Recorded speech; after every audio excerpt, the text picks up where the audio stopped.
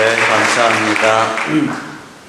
이렇게 부흥회를 하면 사실은 옆에서 담임 목사님이 제일 힘들어요. 강사 섬겨야죠. 신경 쓸 것 많죠.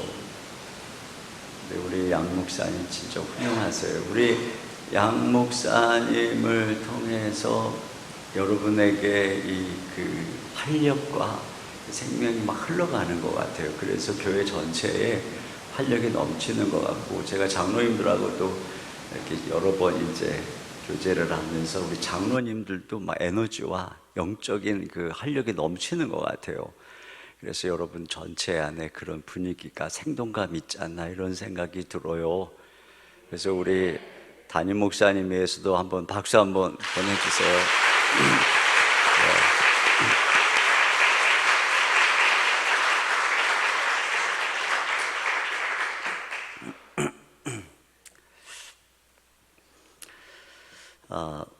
며칠 지났는데 정이 들은 것 같습니다. 옛날에는 어릴 적에 부르는 아명이라고 하는 게 있었어요. 그래서 개똥아, 새똥아, 말똥아 이렇게 불렀어요. 그래서 그 황희정승의 아명은 도야지였고 고종황제의 아명은 개똥이였다고 합니다. 그러니까 어렸을 때 이름을 그렇게 천하게 부르는 이유는 이 신이 아이를 너무 이뻐하면은 노여워할까봐 그 아이를 그렇게 천하게 불러야 무병장수한다고 생각을 한 것입니다. 그러면 과연 하나님도 우리가 아이를 이렇게 너무 사랑하면은 질투하실까요? 그래서 오늘 하나님의 아브라함에게 야, 넌 너무 네 아들 사랑하는 것 같다, 질투난다, 모리아산에 가서 번제로 바쳐. 하나님께서 그렇게 하셨을까요? 여러분, 하나님께서는 우리가 사랑하지 말아야 될 것을 사랑하면, 세상을 사랑하면은 질투하세요. 그러나 하나님께서 사랑하라고 한 것을 사랑할 때는 질투하실 리가 없어요. 하나님께서는 남편들에게 아내를 사랑하라고 그랬잖아요. 예수님이 교회를 사랑하신 것처럼. 그래서 남편이 아내를 사랑하면 하나님이 질투 안 하시고, 오히려 하나님을 사랑하면 아내를 더 사랑하게 되고, 아내를 사랑하면 하나님을 더 사랑하게 되고, 그런 것이죠. 하나님께서 우리 자녀들을 우리보다 더 사랑하세요. 그래서 야, 내가 진짜 사랑하는 내 자녀들을 내가 너희들에게 부탁하니까 너희가 얘들 좀 사랑해다오, 이렇게 말씀하시는 거예요. 그러니까 우리가 그 하나님이 사랑하는 귀한 자녀들을 사랑하는데 하나님이 잘한다 그러지 뭐 그렇게 하나님께서 질투하실 까닭이 없는 것입니다. 그러니까 우리가 자녀들에게 옛날처럼 막 사랑하는데 막 개똥아 말똥아 막 이렇게 천하게 안 살아가는 처럼 그렇게 하실 필요가 없어요. 하나님은 그런 분이 아니에요. 사랑 표현을 해야 되는 줄로 믿습니다.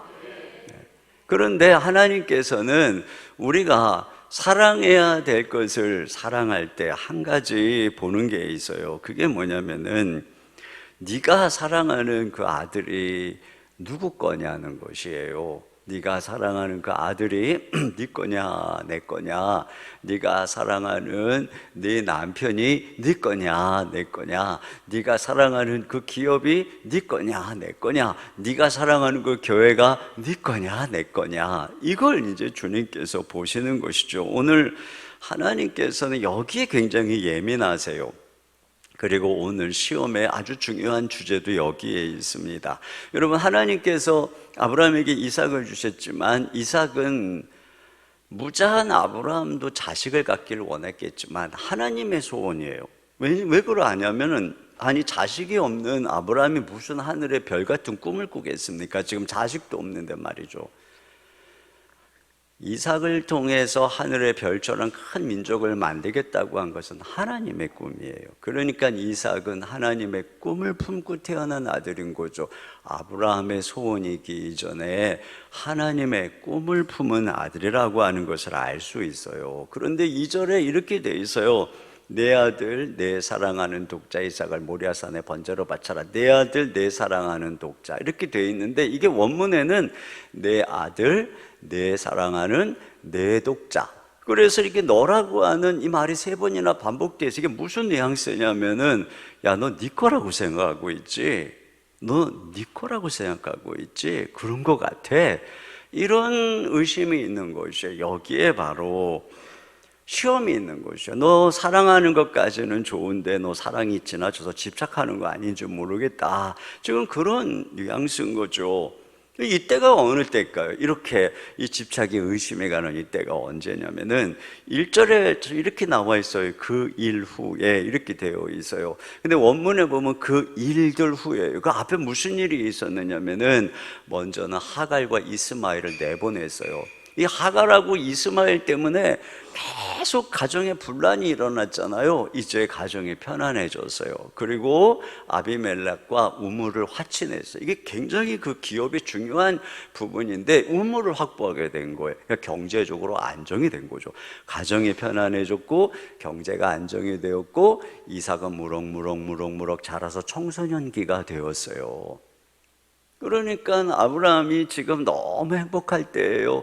이삭을 보면은 그냥 너무 이뻐서 어쩔 줄 모르겠고, 야, 내 인생에 이런 행복한 시간이 오다니. 바로 이런 순간이에요. 요때 주님께서 아브라함에게 짠 나타나가지고 말씀을 하시는 거예요. 여러분, 사람들은 무엇인가를 이렇게 손에 넣기 전에는 하나님 거예요. 하나님께 드릴게요. 로또 맞으면 제가 절반을 뚝 떼가지고 하나님께 드리겠습니다. 자식을 주시면 하나님께 드리겠습니다. 이렇게 고백을 하죠. 이런 고백을 한다는 것도 사실은 대단한 거예요. 그리고 그런 고백은 어느 정도 진심이 담겨져 있어요. 그런데 이제 손에 넣고 나면 진짜로 로또가 맞았네. 그것도 막 거액이 절반을 떼니까 너무 크네. 이때 이제 문제가 생기는 거예요. 그때 손에 넣고 나면 그 손에 넣기 전고 생각만 할 때하고 뭐가 한 가지 생기냐면 애착심이라고 하는 게 생기는 거예요. 그리고 그 애착심이 이게 너무 아까운 거죠. 자식을 품에 안기 전에는 하나님 자식을 주면 주님께 드리겠습니다. 그런데 그 자식을 품에 안고 나면 젖을 빨면서 엄마와 눈을 마주치는 그 아이에 대한 사랑이, 애착심이 얼마나 크겠어요. 그러니까 한나가 대단한 거예요. 그렇게 젖을 떼자마자 그를 하나님의 성소에 드리는, 사무엘을 드리는 거 보면 진짜 한나가 대단한 거예요. 이와 같이 내 손안에 들어오면 우리에게는 이런 애착심이라고 하는 게 생기는 것이죠. 그러니까 아브라함도 지금 그럴 무렵인 거예요. 하나님의 아들입니다. 하나님의 꿈을 향한 아들입니다. 그걸 연단하신 거예요. 하나님의 백세까지. 그럼에도 불구하고 행복하니까 애착심이 생기는 거예요. 이런 애착심이 생긴다는 거는 나는 이제 너 없이는 못 살아, 이런 의미예요. 네가 내 행복이야, 네가 내 기쁨이야, 이런 의미인 것이에요. 네가 내 만족이야, 내가 너를 위해서라면 내 목숨도 바칠 수 있어, 이런 의미인 것이에요.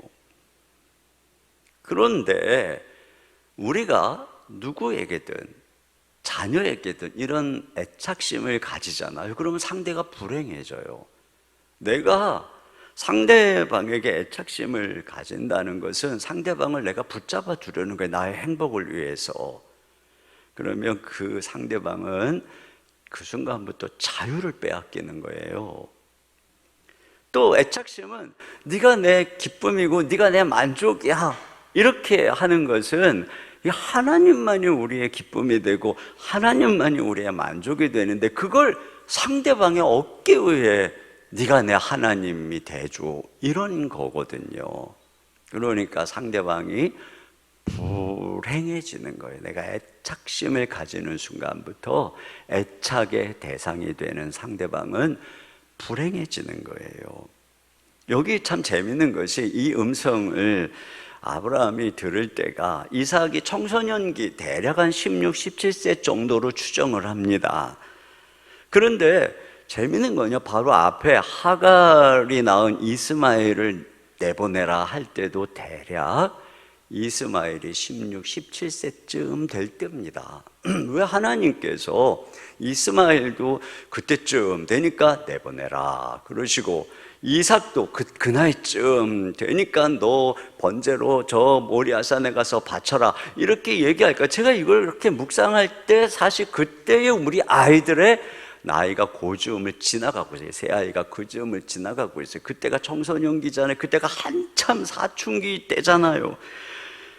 여러분, 그 사춘기 때 얼마나 애들이 이상하게 달라집니까? 그래서 뭐 중2 너무 무서워서 공산당도 무서워한다는 이 중2 막 이런 나이 때거든요. 이때 이제 뭐 하는 거냐면 애들이 슬슬 독립운동을 하는 거예요. 그래서 문 꽉 잠그고 함부로 들어오지 마세요. 자기가 뭐 그 집세를 내기를 했어요. 뭐 보태기를 했어요. 예? 나는 더 이상 엄마의 소유가 아니에요 이러면서 가정의 경계선을 무너뜨리기 시작하고, 그 자녀와 함께 오순도순 행복을 꿈꾸는 엄마와 아빠의 꿈을 애들이 짓밟기 시작하는 거예요. 배신감을 느낄 때죠. 그런데 부모님들이 이런 과정을 겪어보셨겠죠. 저도 새아이의 이런 과정을 겪으면서 깨달은 게 뭐냐면, 이게 이 사춘기라고 하는 게 모든 애들에게 요 시기만 되면은 겪는 거예요. 이게 다 이 정상적인 발달 과정에, 그 언니가 그럴 때, 그 첫째가 그럴 때, 그 둘째 그 아들 녀석이 난 누나 왜 저러는지 이해가 안 돼. 그리고 자기가 그네 되니까 더 하더라고요. 더해. 막내가 말이죠. 그냥 언니 이거 오빠까지 왜 저러는지 모르겠다고, 이해가 된다고. 얘는 그냥 언니 플러스 오빠, 그렇게 막 완전히 사춘기 그렇게 지내더라고요. 이게 하나님께서 그 나이만 되면은 그렇게 하라고 심어놓은 성장 발달 과정이고, 이게 하나님이 심어놓은 프로그램인 거예요. 그래서 아이들에게 부모의 기대가 막 커지고, 얘가 너무 이쁘고 걔 때문에 막 행복이 커지고 애착감이 커질 때 이제 하나님께서 이렇게 하는 거예요. 야, 네 부모가 착각하려고 한다. 너 지금부터 슬슬 독립운동 해라. 너 지금부터 독립운동 안 하면 영원히 노예가 된다. 이렇게 하나님께서 심어 놓은 거예요. 그러니까 독립운동 잘해야 돼요, 우리 아이들.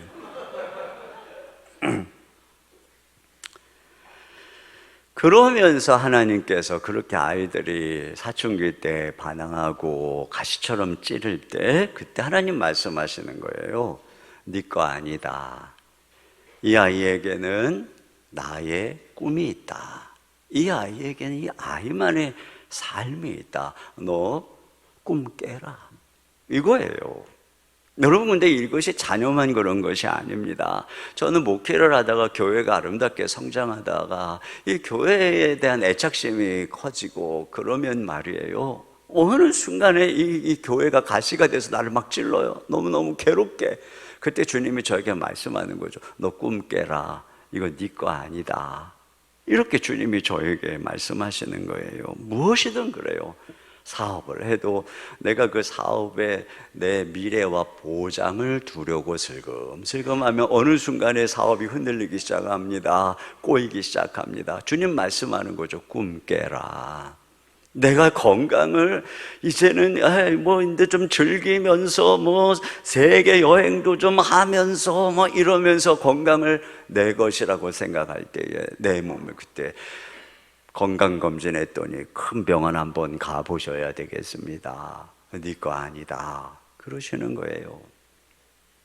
여러분, 이와 같이 집착이죠. 그러니까 이런 과정을 통해서 묻는 거예요. 주님이 너 집착하고 있구나. 나 아닌, 하나님 아닌 다른 것에서 너의 만족을 얻으려고 하고 있구나. 이게 우상인 거예요. 우상이 다른 것이 아니에요.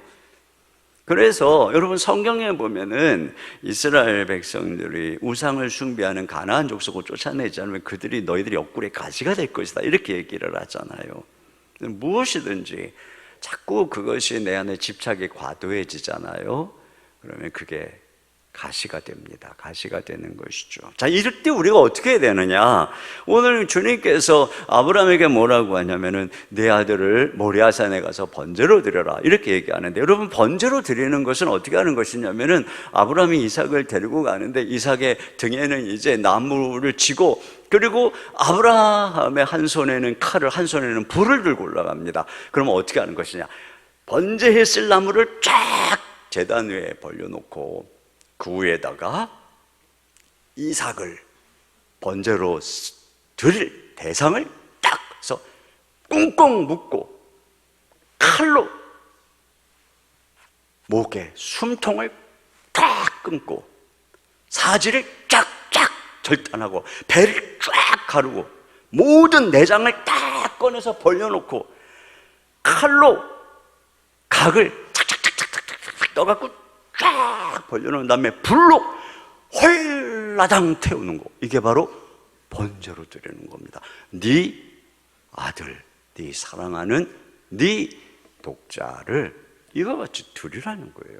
그런데 진짜로 아브라함이 이삭을 묶고 칼로 숨통을 향해서 하는 순간에 여호와의 사자가 아브라함, 아브라함, 아브라함, 네가 나를 경외하는 줄 알았다 그러면서 말리죠. 그리고 대신에 옆에 보니까 숫 염소가, 거기에 수량이 하나가 수풀에 걸려 있는 것이에요. 그래가지고 그 숫 염소를 잡아서, 수량을 잡아서 거기에 번제단에 대신 드립니다. 그것이 바로 모리아산에서 일어난 사건이에요. 자, 한번 보세요. 아브라함은 번제단에다가 뭐를 번제로 드렸을까요? 네, 물론 수량을 잡아서 번제로 드렸어요. 이삭 대신에. 하나님이 뭐 그러려면 수량 갖고 드리면 됐지 이삭은 왜 데리고 올라가요? 결국은 그 숫 양과 함께 무엇을 그 번제단에서 무참히 죽이고 살해하고 불로 홀라당 태운 것이냐면은 바로 자기가 사랑하는 독자 이삭에 대한 집착을, 소유권을, 야망을, 기대를 거기다가 다 불질러 버린 것이에요. 그래가지고 다시 내려올 때는 여전히 이삭이 내 곁에 있는데 올라갈 때고 달라요. 내려올 때는 이제 더 이상 이 아들은 내 아들이 아닙니다. 이 아들은 하나님의 아들입니다. 이 아들에 대해서 나는 청지기로 그냥 맡아서 주님의 꿈을 위해 키울 뿐입니다. 이거죠. 바로 이거예요. 여러분, 우리 그리스도인이 누굴까요? 우리 그리스도인은 아브라함처럼 십자가에서 우리의 집착이, 정과 욕심이 못 박힌 사람이에요. 여기 모리아산에 훗날 솔로몬 성전이 세워집니다. 이 솔로몬 성전이 곧 예수 그리스도의 죽음과 부활의 모형이죠. 결국은 모리아산에서 죽은 숫 양은 장차 우리 대신 죽으실 어린 양 대신 예수님을 상징하는 거예요. 그러면 예수님이 십자가에서 죽으실 때, 우리가 예수님을 믿을 때 우리도 같이 못 박힌 거예요. 우리가 예수님과 함께 십자가에 못 박혔나니 그러잖아요. 여러분이 예수님을 믿는 순간에 그분과 연합해서 다 못 박힌 거예요. 근데 지금 살아계시잖아요. 그러면 뭐가 못 박힌 걸까요? 멀쩡히 목숨 숨쉬고 살아있는데 뭐가 못 박힌 걸까요? 우리의 소유권이 못 박힌 거죠. 성경에는 예수님과 함께 우리의 옛사람이 못 박혔다. 옛사람이 뭐냐?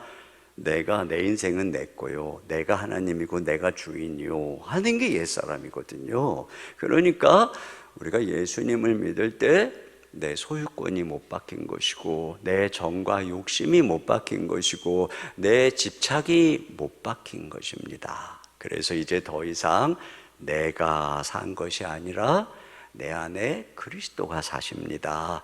다시 말하면 내 주인이 예수님입니다. 나는 종입니다. 그러니까 여러분이 다 예수님을 믿는 순간에 종이에요. 그러니까 여러분이 그리스도의 종이 되고 하나님의 종이 되는 것은 신학교를 가서 목사님이 돼야 하나님의 종이 되는 게 아니에요.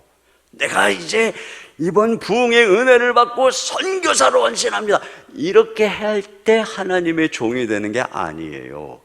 언제? 여러분이 예수님을 믿는 순간에 여러분은 다 하나님의 종이에요. 그러니까 여러분이 다 하나님의 종이에요. 주인은 예수님이에요. 믿으십니까? 그렇다면 여러분, 나는 종이고 하나님이 주인이시라면 종의 자세는 뭐냐? 주인의 것에 대해서 집착하지 않는 것입니다. 여러분, 만약에 유모가 주인의 아들을 애지중지 잘 양육을 하고 있어요. 너무너무 잘하고 있는 거죠. 그런데 어느 순간부터 유모의 눈빛이 이상해요. 주인의 아들에게 정이 너무 들어가지고 집착을 하고 있는 거예요. 유모가 아이를 잘 돌볼 때는, 사랑하고 돌볼 때는 주인이 아유 참 귀한 유모 고마워요 그러겠죠. 그러나 어느 순간부터 이 유모가 우리 애를 집착하네, 그 순간부터 주인은 예의주시해서 보는 거예요. 얘 좀 이상하다. 하나님도 똑같은 거예요. 우리가 집착하는 그 순간부터 하나님이 예의주시해서 보는 것입니다. 야, 좀 이상한데? 느낌이 좀 이상한데?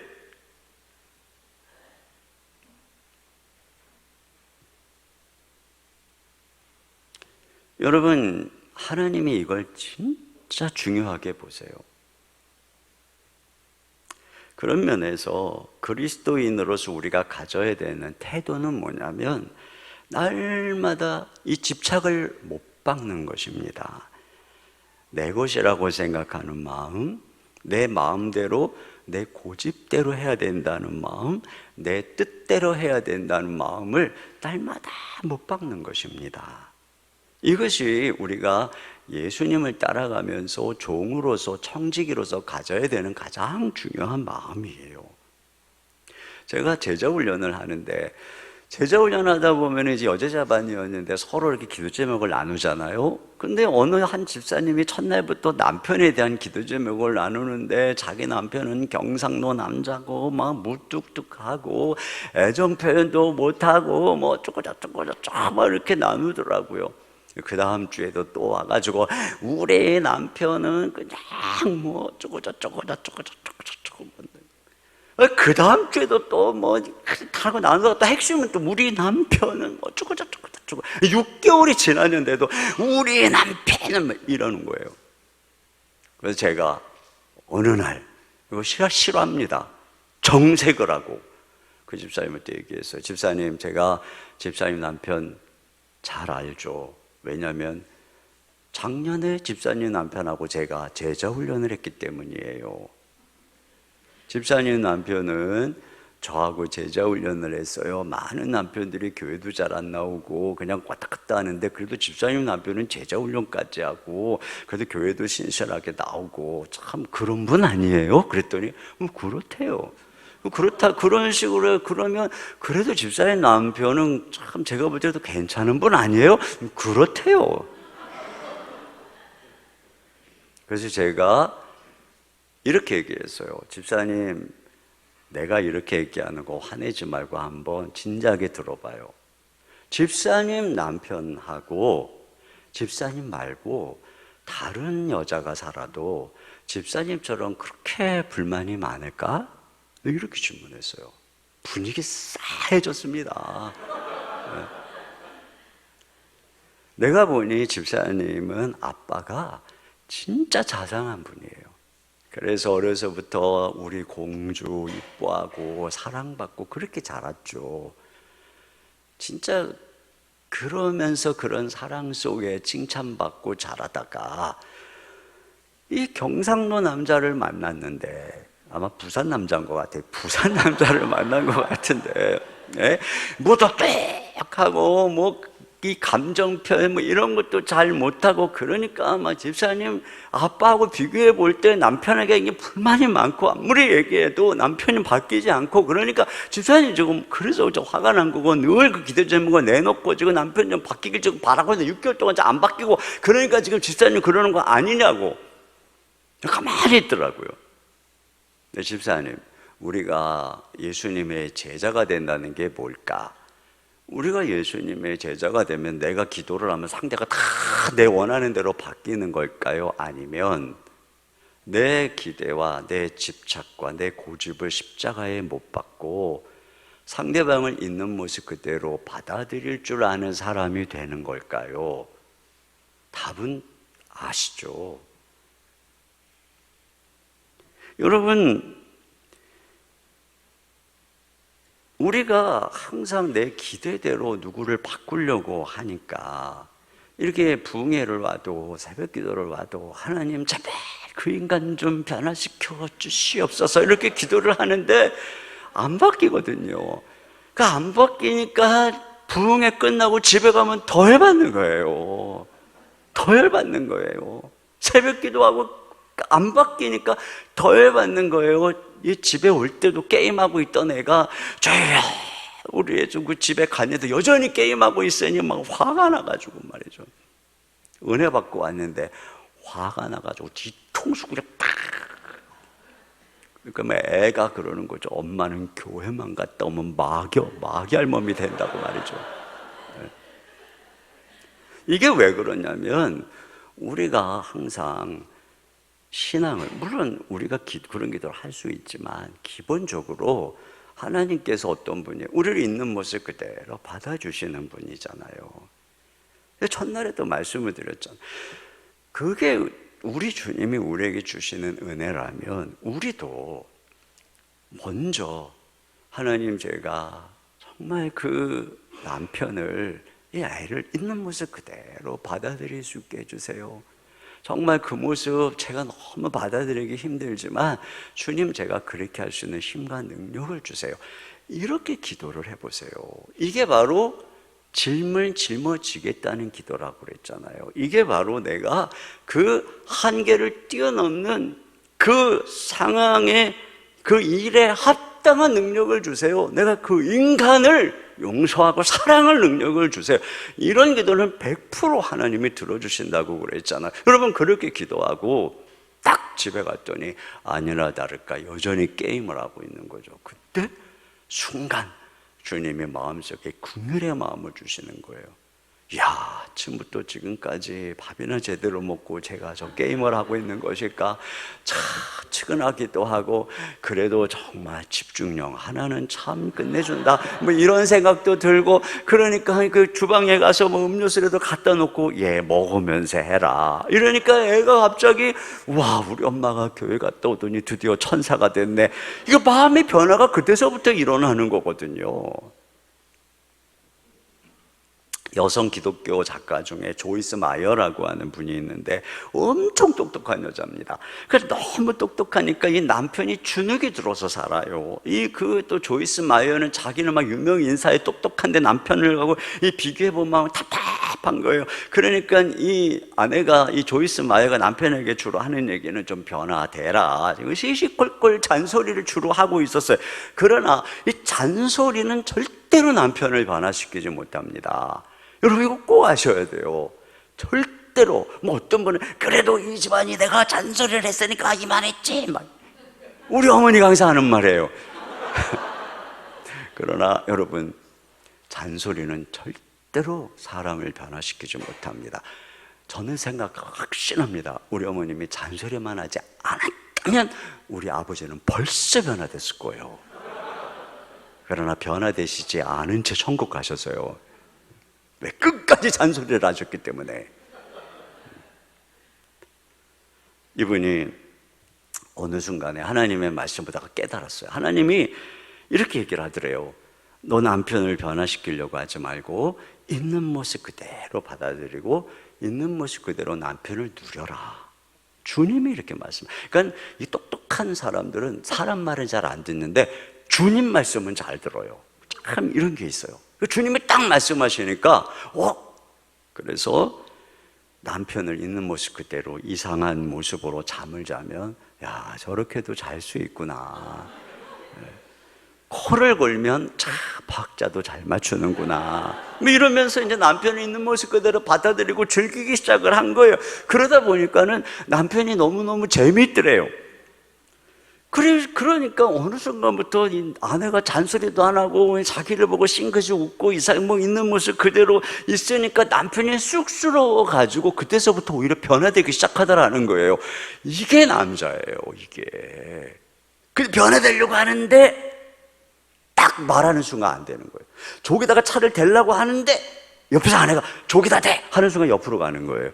이게 남자가 이렇게 미성숙하거든요. 그러니까 어떻게 되느냐? 잔소리하지 말고 어디 갖다 대든 그냥 잘했어 이러면 되는 거예요. 아멘입니까? 네. 제가 개척하고 한동안 힘들었던 게 뭐냐면 개척교회 시절 있잖아요.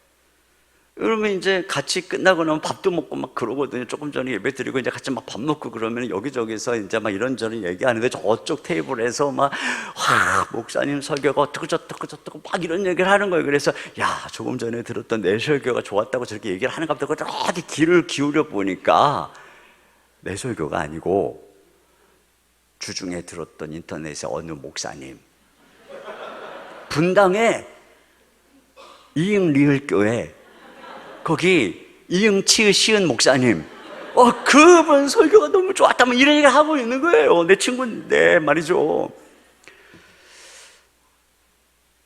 내가 옆으로 지나갔더니 날 불러가지고 목사님 이응 리을교회 이응 치읓 시은 목사님 설교 들어보셨어요? 이번 주에 와 끝내줘요. 제가 다음 주에 꼭 CD 갖다 드릴게요. 이러는 거예요. 그리고 진짜 갖고 오는 거예요. 한 번도 안 들었어요. 내가 속이 좁은 목사 해가지고 쓰레기통에다 다 집어넣었어요.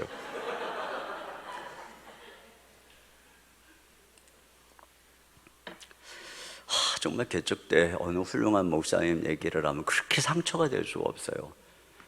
날더러 부족하다고 그러는 건지, 인격이 부족하다고 자꾸 그 훌륭한 목사님 얘기를 하는 건지, 설교를 시원찮게 해서 그 목사님 얘기를 하는 건지, 내가 욕심이 많아 보여서 그 검소한 목사님 얘기를 하는 건지, 하여튼 간에 그냥 얘기할 때마다 가슴에 못이 하나씩 박히면서 그냥 자신감은 없어지고, 아이고 주여, 그 교회 가시지 왜 자꾸 나한테 그러시나.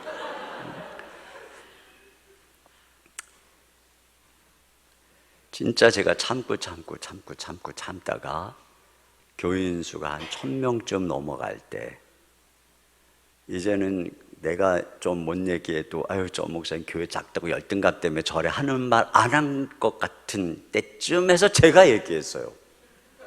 뭐라고 했느냐 여러분, 제가 부흥회 가서 저 부산에 디귿 비읍교회 갔었는데 거기 장로님들이 얼마나 헌신하는지 말이죠.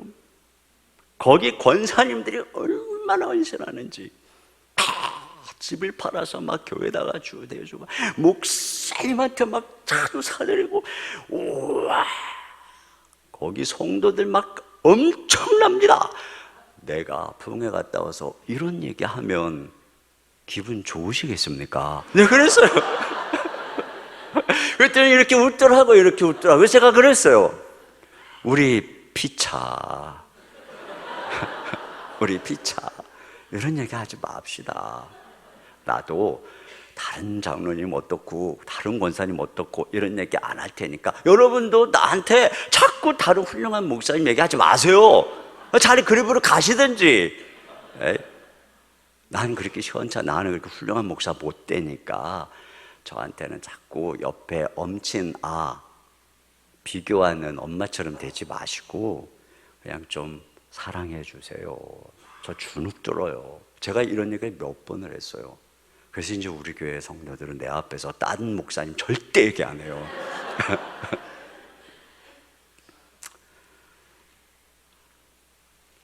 정말 저는 그럽니다. 저는 다른 데 가서 아무리 훌륭한 장로님, 아무리 훌륭한 권사님을 봐도 저는 우리 교회 장로님이 최고다.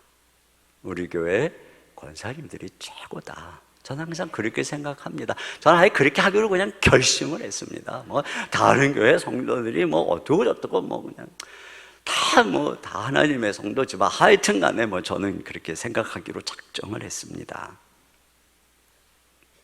여러분, 우리가 예수님이 우리를 향해서 그냥 경건하지 않은데 경건하다 하시고, 의롭지 않은데 의롭다 하시고, 우리를 충성되이 여기시고, 우리의 죄를 가려주시고 덮어주시고, 그러다 보니까 우리가 변화되는 거잖아요. 우리가 아무것도 안 했는데 너는 내 사랑하는 아들이다, 내가 너를 기뻐한다, 그러다 보니까 우리가 점점 바뀌는 거죠. 그러니까 우리는 자꾸 누구하고 비교하고 또 내가 막 원하는 걸 자꾸 갖다가 잔소리를 하고 이럴 때 바뀌는 게 아니에요. 덮어주고 격려해주고 당신이 최고예요, 훌륭해요, 칭찬해요.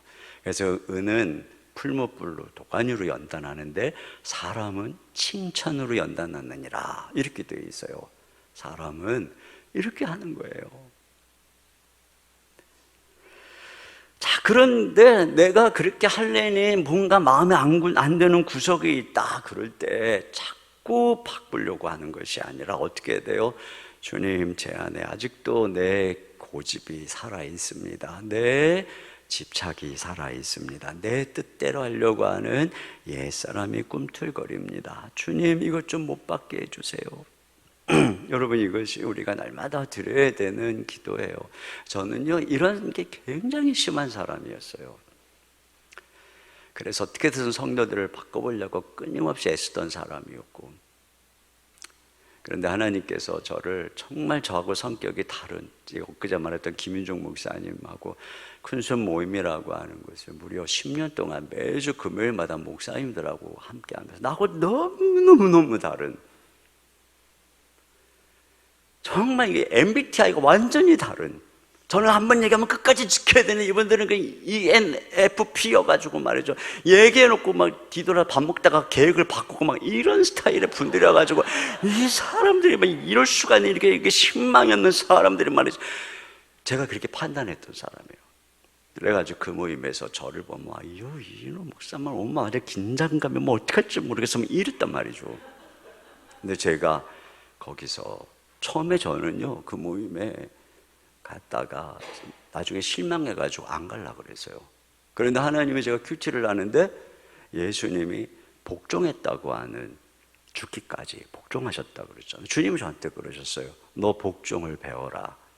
너 항상 네 생각에 맞고 네 뜻에 맞는 그것만 가지고 생각하지 말고, 너 거기 가서 네하고는 전혀 기질도 다르고 네하고 전혀 성품도 다르고 네하고 전혀 생각도 다른데 네가 그 목사도 사용해서 다 먹게 잘하지 않냐? 너 네 기준 버리고 너 먼저 가서 거기서 복종을 배워라. 주님이 저한테 말씀을 묵상하는데 그러시는 거예요. 그래서 제가 가서, 엄마 나보다 한 살 많다고 언제 봤다고 나한테 막 형이라고 그래. 그러면서 형이 그다음부터 언제 봤다고 말이죠. 말도 막 함부로 하고 막 기분도 나쁘고 자존심도 상하고. 근데 주님이 가라는 거에 가서 자존심도 상해보고 모욕도 당해보고, 김일중 목사 옆에서 막 얘기하다가 흥분하면 막 때려요. 돌대가리 막 이러면서 자기는 금대가리라 그러고. 진짜 정말. 제가, 하나님이 가서 복종을 배우라고 그러셨어요. 그래서 제가 그곳에서 복종을 배웠어요. 근데 그 복종을 무조건 복종하면서 꾹 참고 견디는 과정을 또 하나님 제 눈을 열어주신 거예요. 이분들이 훌륭한 분들이었구나. 나하고 똑같지만 일하는 게 하나님이 일하시는 게 아니었구나. 그러면서 정말 다른 사람들을 배우게 되고, 제가 그러면서 마음이 넓어지고 다른 사람들의 포용력이 넓어지니까요, 사람들이, 그 목사님들이 그러는 거예요. 드디어 이인호 목사가 변화되었다 이러는 거예요. 우리 교인들이 뭘 하냐면, 목사님이 거기 갔다 오시더니 폭이 넓어졌다는 거예요. 생각이 폭이 넓어졌다는 거예요. 진짜 그런 거예요.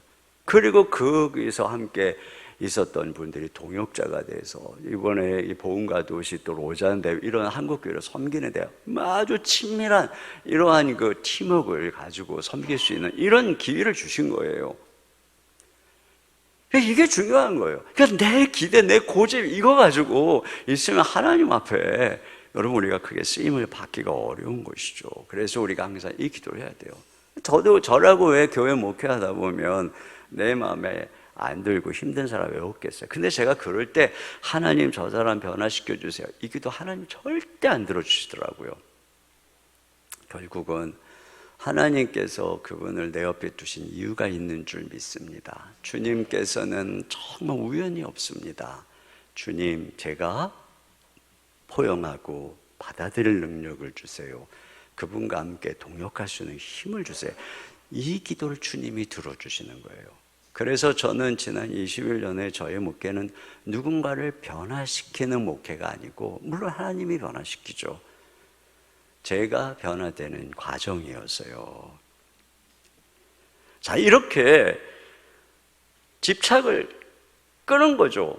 그랬는데, 그러니까 어떤 일이 일어나느냐, 이 집착을 끊으니까 돌려주시는 거예요. 여기 지금 보면은 하나님께서 결국은 이삭을 다시 돌려주잖아요. 돌려주시면서 창세기 22장 16절로 18절 말씀에 그 이삭을 축복하면서 그를 내 씨라고 세 번을 정확하게 얘기하는 걸 볼 수 있어요. 같이 한번 읽어볼까요? 16절부터 18절까지 같이 읽겠습니다. 시작.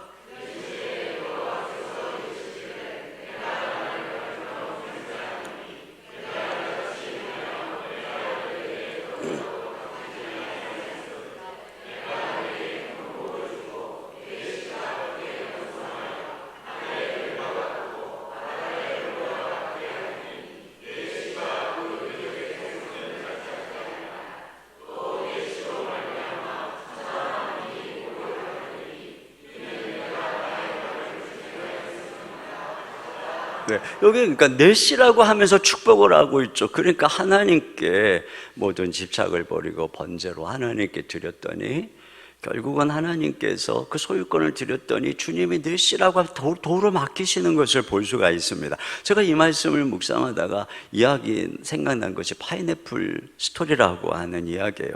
아프리카에 사역하시는 선교사님 한 분이 어느 날 파인애플이 먹고 싶어갖고 파인애플 나무 100그루를 사다가 심었어요. 그리고 원주민들에게 품장을 주고 그들에게 잘 재배를 하게 해서 3년 지나고 드디어 파인애플 열매가 맺힌 것입니다.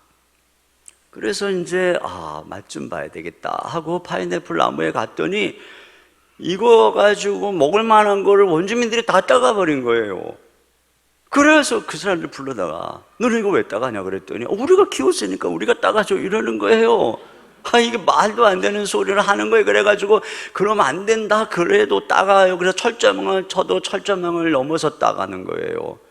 병어문을 닫아도 따가는 거예요. 그래서 세퍼트를 놓고 지켰더니 교회도 안 오는 거예요. 이 선교사님이 딜레마에 빠졌어요. 어느 날 파인애플 밭에 무릎을 꿇었어요. 그리고 하나님께 제가 이 파인애플 밭을 하나님께 드립니다. 이제 뭐 원주민들이 따가든 뭐 하든 저 신경 안 쓰겠습니다. 이거 하나님 겁니다. 하나님께 바쳤어요. 그리고서는 이제 철저만도 다 걷고 개도 안 지키게 하니까 또 따가죠. 근데 자기들이 열심히 훔쳐가는데 선교사님이 아무 말도 안 하는 거예요. 그 애들이 왔어요. 선교사님 왜 가만히 계십니까? 선교사님 드디어 그리스도인이 되신 겁니까? 그래서 이 선교사님 얘기했어요. 이거 제가 누구한테 드렸습니다. 네? 이 파인애플 밭을 누구한테 주셨나요? 우리가 지금 누구 걸 따가는 건가요? 그랬더니 선교사님이 제가 이 파인애플 밭을 하나님께 드렸습니다. 그래서 자기들끼리 그러는 거예요. 선교사님이 파인애플 밭을 하나님께 드렸대. 우리가 지금 하나님 것을 도둑질하고 있는 거야. 아, 그래서 우리 아이들이 아팠구나. 아, 그래서 아내가 유산을 했구나. 아, 그래서 물고기가 안 잡혔구나. 아, 그래서 우리가 돼지 사냥에 실패했구나. 자기들이 그러는 거예요. 그리고서 그다음부터 아무도 따가질 않더래요. 그래가지고 그 해에 선교사님이 파인애플도 맛있게 먹고 나눠도 주고 이렇게 하나님께 드렸더니 하나님이 지켜주시고 하나님이 맛을 보게 하더라는 거예요. 여러분, 그런 말이 있어요. 자녀를 내 것이라고 열심히 키우잖아요. 그러면 잘난 아들은 국가의 아들이 되고 돈 잘 버는 아들은 사돈의 아들이 되고 아프고 망한 아들은 내 아들이 된다는 거예요. 그러니까 다 뺏긴다는 거예요. 내 거다, 내 거다, 내 아들, 내 아들. 그러면은 내 아들, 내 아들하고 집착하면 하나님이 하필 도끼 같은 며느리를 만나게 해가지고 집착의 탯줄을 딱 끊는단 말이에요. 내 유능한 남편, 내가 뒷바라지하고 내가 기도해서 우리 남편 이렇게 탐스러운 파인애플 같은 나무가 된 거야. 다 내 거야. 그러면 시댁에서 따가고 친구들이 따가고 다 따가는 것입니다. 그 맛을 못 보는 거예요. 여러분, 제가 목회를 하면서도 경험하는 게 뭐냐면, 제가 이상하게 성도들 중에서 좀 이렇게 하다 보면 이렇게 사랑스러운 성도가 있어요. 왠지 이게 사랑스럽고 좀 정이 가고 나도 모르게 의지하게 되고 집착하는 것 같은 마음이 들잖아요. 그러면 하나님이 어떻게 기가 막히게 아시고 그 사람이 딱 교회를 떠나게 하세요. 진짜 신기해요. 뭐 이유는 많아요. 너만 왜 목사님 사랑받냐 그래가지고 뭐 상처를 받아 떠나다 하여튼 다 알아요. 그래가지고 그래서 제가 이제는 그렇게 사랑을 안 합니다. 아주 그냥 좋아하는 것도 몰래. 하나님이 아실까봐. 그러면 떠날까봐. 여러분, 야곱도 말이에요. 야곱이 그렇게 의지하고 사랑하는 사람들은 야곱에게서 다 떠나요. 그렇게 야곱을 편애하고 사랑했던 리브가 여러분 일찍 죽어요. 그리고 그가 삼촌 집에 가는데 못 만나죠. 그가 그렇게 사랑했던 라헬 일찍 죽잖아요. 그가 그렇게 편애했던 요셉 실종되잖아요. 마지막에는 베냐민까지 보내야 되잖아요. 그런데 그가 그렇게 별로 사랑하지도 않았던 그 남은 10 아들은 뭐 아프지도 않고 집도 안 나가요. 그가 별로 사랑하지도 않은 레아는 오래오래 살아요. 제가 이걸 보면서 깨달은 게 있어요. 집착하면 잃어버리는구나. 오히려 무관심한 듯하면 내 옆에 있는 거구나. 제가 이거를 깨달았어요. 잃어버리는 온갖 비결이 바로 집착하는 거예요. 이게 불행의 씨앗이에요.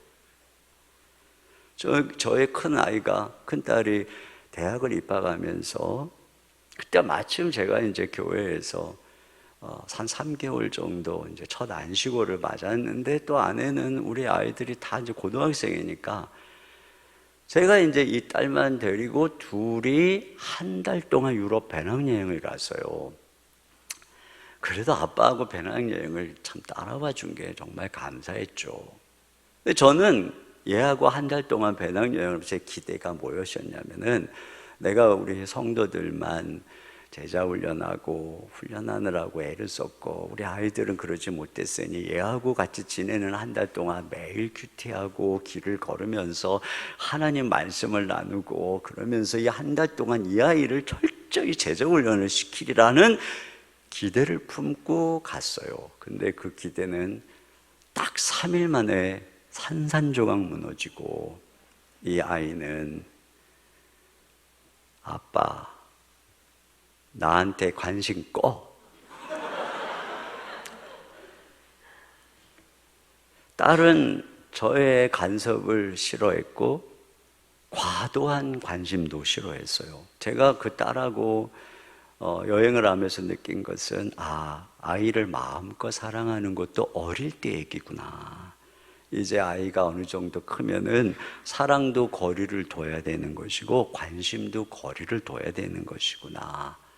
그런 면에서 저는 그저 그 아이의 짐꾼이고 하인이었어요. 그냥 필요할 때 돈 내고 따라다니는 물주였어요.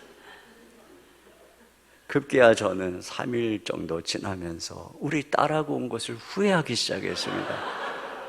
앞으로도 27일을 지내야 되는데 정말 앞이 캄캄했습니다. 그때부터 저의 극기 훈련이 시작했어요. 제가 훈련받는 시간이었던 거예요. 그 순간순간 화가 나고 열받는 걸 참고 못 받고 인내하고 그러면서 꼭 참고 지난 시간이었어요. 자아를 죽이는 시간, 저의 모든 집착과 내 기대를 다 십자가에 못 박는 시간이었어요. 그 한 달이 끝나고 놀라운 일이 일어났어요. 우리 딸과 제가 너무너무 가까워진 거예요. 얘가 한 달 동안 날 그렇게 무시하더니 한국에 돌아와서 얼마나 나한테 살갑게 대하는지 모르겠어요. 제가 깨달았어요. 자신의 모습을 있는 모습 그대로 받아주고 집착을 못 받고 간섭을 안 하고 용납을 해주니까 드디어 얘가 아빠 곁으로 오는 거였어요. 이런 거였구나. 제가 깨달았죠. 아이를 내 곁에 두는 방법은 얘를 자꾸 내가 변화시키려고 잔소리하지 않는 것이구나. 그냥 적당히 관심 덜 갖고 내버려 두는 것이구나. 지금 이 아이가 직장 다니면서 돈까지 버니까 호시탐탐 독립하려고 그래요. 얘가 독립하면 안 되는데. 그래서 제가 하는 일이 뭐냐, 완전 우리 집에서도 독립을 보장하마. 네가 뭐 방을 치우든 안 하든 우리는 하인처럼 치워만 줄게. 네가 밤에 늦게 들어와도 우리는 뭐 상관없어. 그러고 있어요. 어느 목사님이 그러더라고요. 나의 아이를 남의 아이 보듯 하라, 이런 얘기를 하더라고요. 제가 아는 어느 목사님은 아들만 셋인데 애들이 너무너무 열받게 하면은 이렇게 생각한대요. 우리 교회 형제님들이다, 이렇게 생각한다는 거예요. 그러면 마음이 좀 가라앉는데요. 그러니까 뭐 남편이 화나게 하면 우리 교회 집사님이시다, 이렇게 생각하세요. 예. 여러분, 시어머니들도 며느리에게 또 아들에게 무관심한 법을 배워야 돼요. 자꾸 아들 내지 비밀번호 알려고 할 필요도 없어요. 알아도 자꾸 잊어버리는 거 알 필요도 없고, 며느리가 아들 밥을 제대로 먹였는지 신경도 쓰지 마시고요.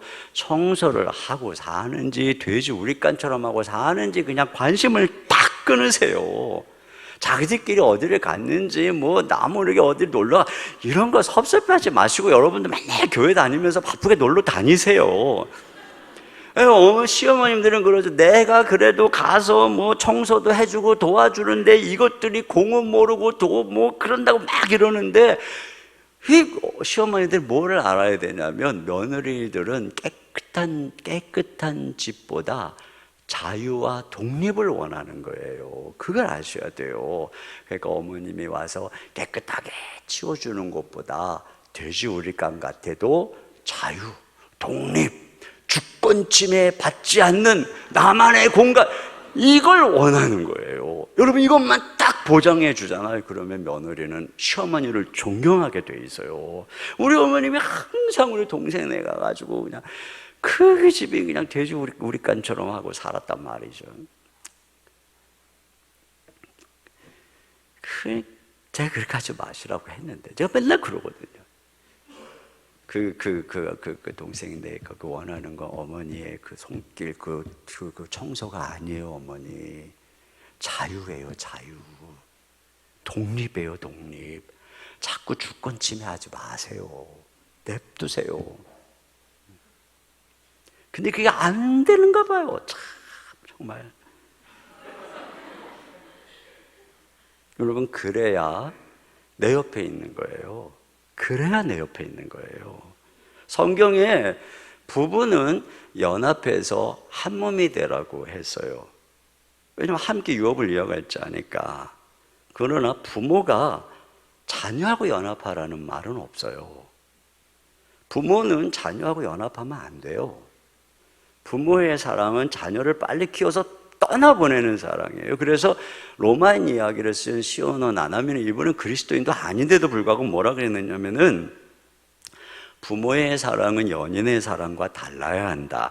연인의 사랑은 되도록 오래 자기 곁에 붙잡아 두려는 마음이라면 부모의 사랑은 빨리 독립시키려는 마음이 앞서야 된다. 저는 우리 집에 세 아이가 있는데 첫째는 뭐 워낙에 독립 성향이 강해가지고요, 제가 물론 섭섭한 마음이 든다고 했죠. 교회에서도 맨날 살다시피 하고 맨날 야근하고 제가 어제 그 얘기했나요? 예. 저녁에 한 거죠? 새벽에 한 거예요? 저녁에 한 거예요? 나도 모르겠다. 예. 근데 저는 걔가 건강하다고 생각하는 거예요. 너 건강하다. 그리고 저 스스로 섭섭한 마음이 있어요. 그러나 저는 하나님 앞에 그런 생각을 해요. 이 아이는 하나님 앞에 자기의 인생이 있어. 아빠를 흡족시키기 위해 존재하는 게 아니야. 섭섭하기는 하지만 이 아이 건강하게 자기 길 잘 가고 있어. 둘째는 아주 완전히 그냥 더 아들인데, 얘는 그냥 아들만 자기만의 삶을 살고 있어요. 저는 어떻게 생각하냐? 너 건강하다. 근데 우리 셋째가, 막내가 아직도 엄마 아빠의 사랑을, 얘는 그냥 학교 가서 기숙사에 있을 때도 하루에 한 번씩 엄마에게 전화를 하고 엄마의 사랑의 젖을 먹어야 돼요. 얘는 제가 볼 땐 저야 이쁘죠. 막내 아직도 우리 품에. 그러나 저는 생각하는 거야. 넌 아직 멀었다. 너 빨리 독립해야 되는데, 독립을 시켜야 돼요. 그래야 건강한 거예요. 여러분, 성경에 집착하면 가장 대표적인 사람이 야곱이죠. 야곱이 집착을 했던 라헬을 잃죠. 그리고 요셉을 잃어요. 근데 요셉을 잃어버릴 때가 17세예요. 참 신기하죠. 항상 그 나이쯤 되면 요셉도 이 사건이 일어났어요. 그때 형들이 요셉을 팔아버리고 요셉의 채색 옷에다가 염소의 피를 묻혀서 가지고 왔어요. 그때 야곱의 마음에서 요셉이 죽었어요. 그렇게 편애하던. 그리고 요셉은 애굽에서 하나님이 그와 함께 시작하고 하나님의 꿈이 이루어지기 시작하는 거예요. 여러분, 부모의 집착이 죽어야 아이를 향한 하나님의 꿈이 시작될 수 있는 거예요. 그런데 아직도 야곱의 마음에는 집착이 남아 있었어요. 마지막 하나 남은 베냐민, 그 모든 집착을 이 막내 아들 베냐민에게 쏟아붓고 있었죠.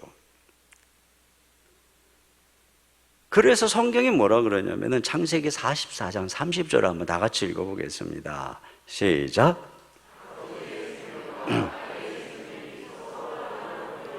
네, 야곱의 생명과 이 베냐민의 생명이 완전히 집착에 너무 심해서 하나로 묶여 있다는 거예요. 연합? 이게 이래서는 안 되거든요. 이 탯줄을 자르지 않은 거하고 똑같은 거예요. 그런데 결국은 하나님은 어떻게 하십니까? 베냐민을 애국으로 보내지 않으면 안 되는 상황으로 몰아가시죠. 애국으로 베냐민을 안 보내면 다 굶어 죽게 생겼어요. 애굽에 내려갈 수가 없으니까 이 흉년에 다 죽게 생겼어요. 그때 야곱의 생애에서 가장 위대한 고백이 나옵니다. 여기가 야곱의 가장 위대한 순간이에요. 그가 창세기 43장 14절 하반절에 이렇게 고백을 합니다. 내가 아들을 잃게 되면 이르리로다. 그리고 드디어 베냐민을 보냅니다. 집착의 탯줄을 끄는 거예요. 그때 베냐민이 자식까지 있는 장성한 아들이었어요. 끄는 거예요, 집착의 탯줄을. 그랬더니 무슨 일이 일어납니까? 요셉이 돌아오죠. 요셉이 돌아옵니다. 나머지 10아들도 다 그 마음이 아버지께로 다 돌아옵니다. 그래서 결국 야곱이 12아들을 다 축복을 해서 이스라엘의 시조로 세우는 거예요. 그러니까 야곱이라고 하는 한 사람이 이스라엘이라고 하는 시조가 돼서 한 민족의 조상이 되는 데 있어서는 이와 같이 편애, 집착, 이걸 끊어버리고 하나님께 맡기고 넓은 그릇으로 모두를 축복할 수 있을 때 비로소 이런 엄청난 한 민족을 이루는 역사가 나타나고 있다는 것이에요. 집착을 끊으니까 돌아오는 것이죠. 아브라함도 이삭을 번제로 드릴 때 하나님이 그 이삭을 통해서 하늘의 별처럼 바닷가의 모래처럼 큰 민족을 만들 것이다. 내 씨로 말미암아 천한 만민이 복을 받을 것이다. 아들을 내어드리니까 한 민족이 돌아오는 것입니다. 여러분, 하나님은 어떠신가요? 우리를 위해서 당신의 독생자를 내어주신 것입니다. 당신의 사랑하는 독생자, 그를 향한 사랑의 마음을 끊어내고 구속을 위해 십자가에 내어주실 때 모든 인류가 그 아들 안에서 구속을 받고 모든 사람들이 하나님께로 돌아오는 거예요. 모든 사람들이 하나님께로 돌아오는 것입니다. 여러분, 우리가 믿음의 명문가를 이루고 우리를 통해서 멋진 아름다운 공동체가 세워지고 이게 그냥 저절로 될까요? 내가 내 마음 안에 있는 애착심과 정과 내가 교회 안에서 가지고 있었던 나만의 습성과 나만의 편리함과 내 고집과 과거에 하던 방식과 이런 것들을 계속 고집하고 내 고집을 버리지 않고 내 집착을 버리지 않고 모든 것이 내 뜻대로 돼야 되고 또 누군가를 편애하고 누군가를 이런 식으로 이 불균형의 잣대를 들이대고 만약에 여러분 리더십에서 그렇게 한다면 어떻게 우리 교회가 모든 사람을 품을 수 있는 교회가 되겠어요? 집착을 끊어야만 한다는 것이죠. 근데 여러분, 자녀든 사업이든 교회든 내가 익숙하고 사랑스러운 그 집착의 탯줄을 끊는다는 것은 때때로는 어려운 일이고 때때로는 눈물 나는 일입니다. 그렇게 하면 나는 마음이 허전해서 어떻게 살지? 이런 생각이 들 수도 있어요. 내가 그렇게 사랑하던 내 아들, 내 마음에서 집착을 끊어버릴 때 눈물이 날 수도 있어요. 근데 여러분, 이거는 버리는 게 아니에요. 포기하는 게 아니에요. 우리가 하나님께 드리는 거예요. 하나님께 번제로 드리는 거예요. 파인애플 밭을 맡기듯이 하나님께 맡기는 거예요. 그러면 내가 집착을 끊어낸 자리가 텅 비는 게 아니라 그 자리로 예수님이 오시는 거예요. 우리는 그 과정을 통해서 원래 그 마음의 중심에 있어야 됐던 예수님을 모시는 거예요. 원래 우리가 예수님을 믿고 사랑할 때 예수님이 첫 자리였어요. 그런데 사랑하는 사람을 만나다 보니 예수님이 둘째 자리가 됐어요. 자녀를 낳고 키우다 보니 예수님이 셋째 자리가 됐어요. 사업을 하고 열심히 살다 보니 예수님이 넷째 자리가 됐어요. 그런데 이제 집착을 끊고 예수님을 다시 첫째 자리로 모시는 거예요. 그렇게 맡기는 거예요. 그분, 주님 내 삶에 오셔서 주님이 주인 되십시오. 나는 죽었습니다. 주님이 다스려 주십시오. 내 고집, 내 정, 욕심 다 버릴 테니까 주님이 다스려 주십시오. 그래서 엎드리는 거예요. 그럼 어떤 일이 일어나느냐? 드디어 주님이 내 안에서 다스리는 거예요. 내가 영향을 미칠 가정, 사업장, 교회 안에서 주님의 통치가 나타나는 거예요. 그러면 모든 게 돌아오는 거예요. 모든 게 제 위치를 찾는 것이죠. 아까 제가 말한 그 선교사님은 어느 날 아들이 병에 걸려서 위도가 한 거예요. 그런데 선교지 깊은 곳에 있다 보니까 의사에게 급히 데려갈 길이 없었어요. 그날 밤 하나님께 기도를 합니다. 그러다가 결국엔 과거의 파인애플 밭을 하나님께 드리듯 자기 아들을 하나님께 바칩니다. 주님, 원하는 대로 하시옵소서. 파인애플 밭을 드리는 것보다 몇 배나 더 힘들었습니다. 그러나 주님, 제 아들은 당신의 것입니다. 당신이 데려가도 좋습니다. 이런 마음을 가지고 하나님께 정말로 맡겼어요. 그 밤에. 그랬는데 그 다음날 아침에 열이 내리고 아들이 완쾌된 거예요. 이 원리 속에서 선교사님이 깊이 깨달았어요. 그래서 그 다음부터 원주민들이 물건을 가지고 와서 고쳐달라고 그러면 기도를 했어요. 하나님, 나의 시간은 당신의 것입니다. 당신이 뭘 하라고 그래도 순종하겠습니다. 그러다 보니까 성경을 번역하는 일은 늦어졌는데 그리스도인은 점점 많아졌어요. 급기야는 그들이 성장하면서 선교사님을 도와주기 시작하는 거예요. 그러다 보니까 그들의 도움을 통해서 또 성경 번역이 더 빠르게 된 것입니다. 여러분, 이것이 바로 하나님의 원리라는 거예요. 주님께 맡기는 거예요. 정말로 주님께. 그래서 내 속에 있는 집착, 욕심, 우상이 된 그 존재를 모리아산으로 데려가서 불살라야 돼요. 여러분, 이것이 시험이에요. 아브라함의 시험 점수가 몇 점인 줄 아세요? 아브라함은 시험했다. 테스트. 여기 보면 시험 성적만 살펴보고 마무리할게요. 먼저 아브라함은 즉각적으로 순종합니다. 여기 3절에 보니까 아브라함이 아침에 일찍 일어나 모리아산에 가서 바치라고 그러는데 일찍 일어나는 거예요. 아브라함 되게 신기해요.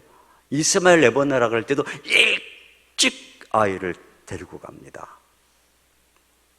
우리는 이럴 때 시간을 최대로 끌죠. 어쩔 수 없는 상황에 몰려서 순종하죠. 근데 여러분, 아브라함은 몰려서가 아니라 즉각합니다. 여러분, 하기는 하는데 일찍 하는 거하고 막판에 몰려가지고 늦게 하는 거하고 차이가 뭘까요? 일찍 할 때는 감점이 없어요. 근데 늦게, 어차피 하는 건데 늦게 하면 감점이 있어요. 또 말이 없어요.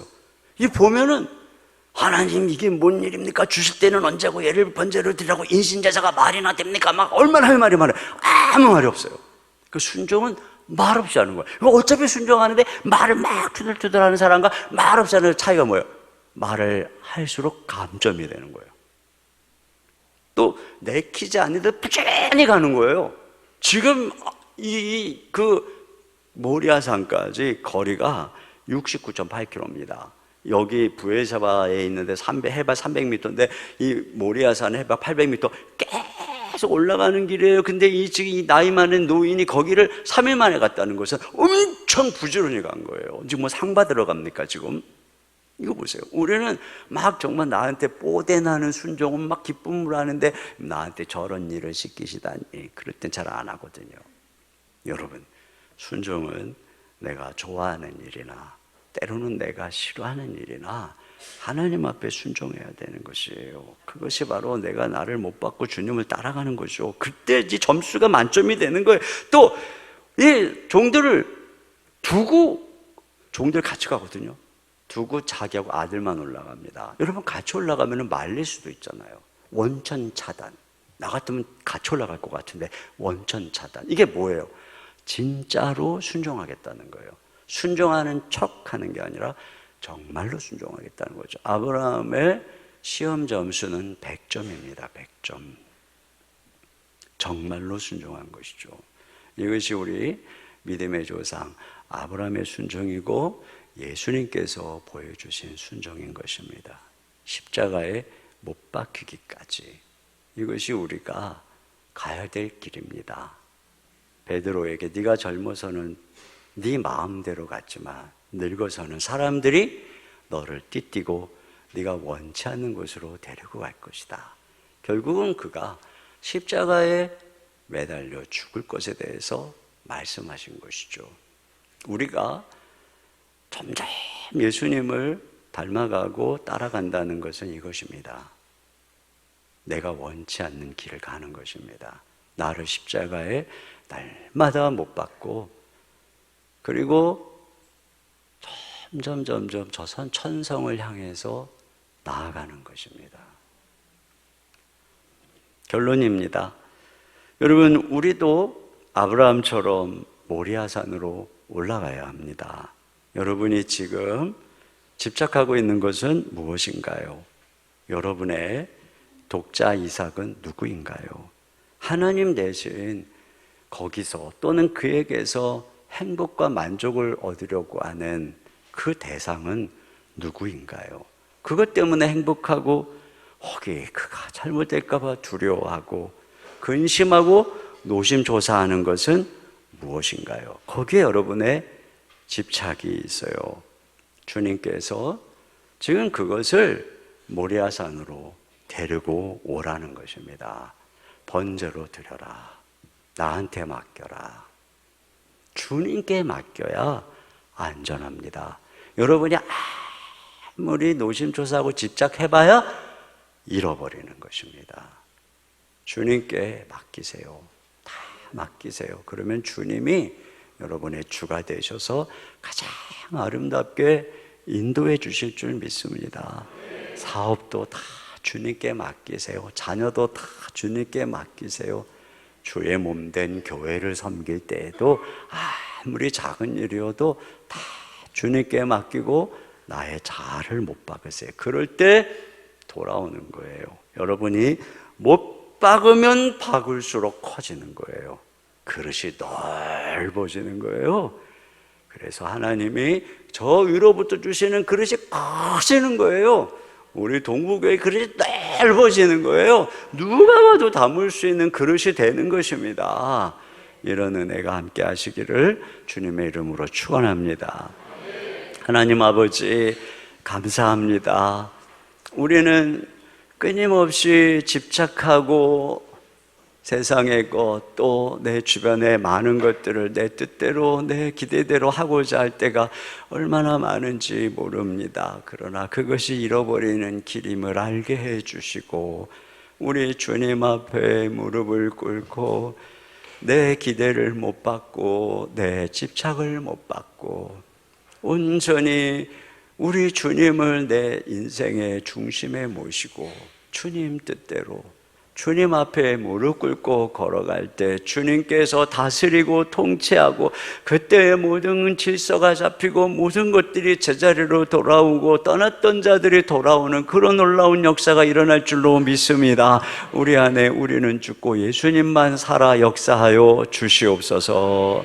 주님께서 사랑하시는 우리 부산 동부 교회 가운데 은혜를 더하시고 주님 우리 모두가 십자가에 못 박고 주님만 바라볼 때 주님이 이 아름다운 교회의 주인이 되어 주시옵소서. 주님이 다스리고 통치하여 주시옵소서. 주께서 많은 잃어버린 자들이 돌아와 구원받는 역사를 이루어 주시옵소서. 다음 세대가 꽃피고 꿈꾸고 살아나는 역사가 일어나게 하여 주시옵소서. 그렇게 자신을 못 박는 이들 가운데 주님이 주가 되셔서 참된 위로와 기쁨과 하늘의 소망으로 주님의 사랑으로 가득하게 역사하여 주시옵소서. 예수님 이름으로 기도하옵나이다. 아멘.